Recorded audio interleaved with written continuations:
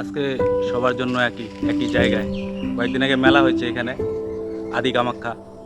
অনেকে হয়তো জানে না যে আমাদের কামাখ্যাগুড়ির নামটা এই কামাখ্যা মন্দির অনুসারী আমাদের কামাখ্যাগুড়ির নামটা হয়েছে। তো তো এই জায়গাটা একটু দেখে নাও, সবাই সবাই দেখছে, তো আমিও দেখাচ্ছি আবার। খুব সুন্দর মায়ের জায়গায়।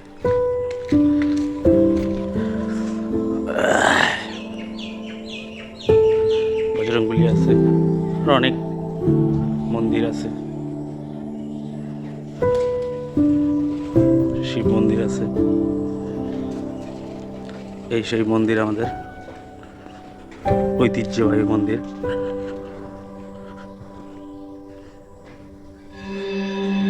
আমি যাচ্ছি দর্শন করাতে। এই সেই মায়ের মূর্তি। তো যারা জানে না তাদের জন্য আমি আজকে এই ভিডিওটা করতেছি। খুব সুন্দর জায়গা, মধ্য কামাখ্যাগুড়ি।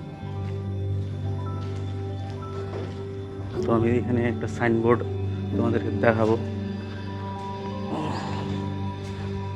এই যে আদিমা কামাখ্যা ধাম মন্দির। এখানে পূজা করাতে গেলে এই যে পূজারীর নাম্বার আছে, যোগাযোগ করতে পারো যদি কেউ পূজা টুজা করতে চাও।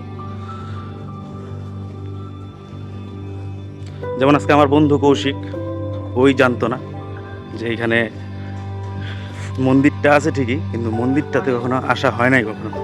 তো বললাম যে চল, আজকে কেন বলছিস, তুই আমার বন্ধু হয়ে মন্দিরকে যাস নাই? হতে পারে আমি থেকে ছোটোবেলার থেকে আসি এখানে। তো যাই হোক,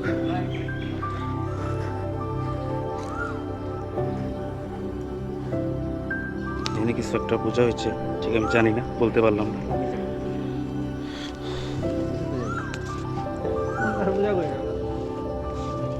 আমরা সব কিছুর পূজা করি, সূর্য, চাঁদ, আকাশ, বায়ু, প্রত্যেকটা জিনিসকে আমরা সম্মান করি, শ্রদ্ধা করি। এটাই তো আমরা হিন্দু।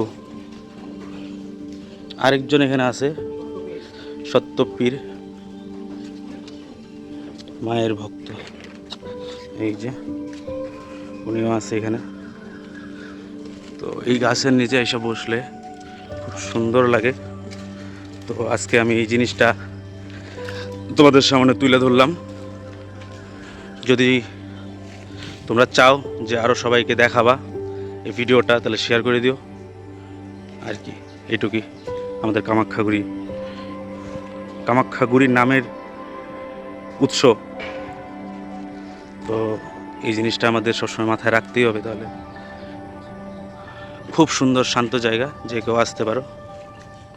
দেওয়ান উচ্চবতী পার হয়ে, পেট্রোল পাম্প পার হয়ে আর একটুখানি আসলে হাতের লেফট সাইডে যে রাস্তাটা পড়বে, ওই রাস্তা দিয়ে আসলেই মন্দির পায়ে যাওয়া। ঠিক আছে? বা ওখানে কাউকে জিজ্ঞাসা করলে তো অবশ্যই পায়ে যাওয়া, টেনশনের ব্যাপার নেই। আসো, এসে দর্শন করে যাও। তো এই বলে রাখছি, বাই।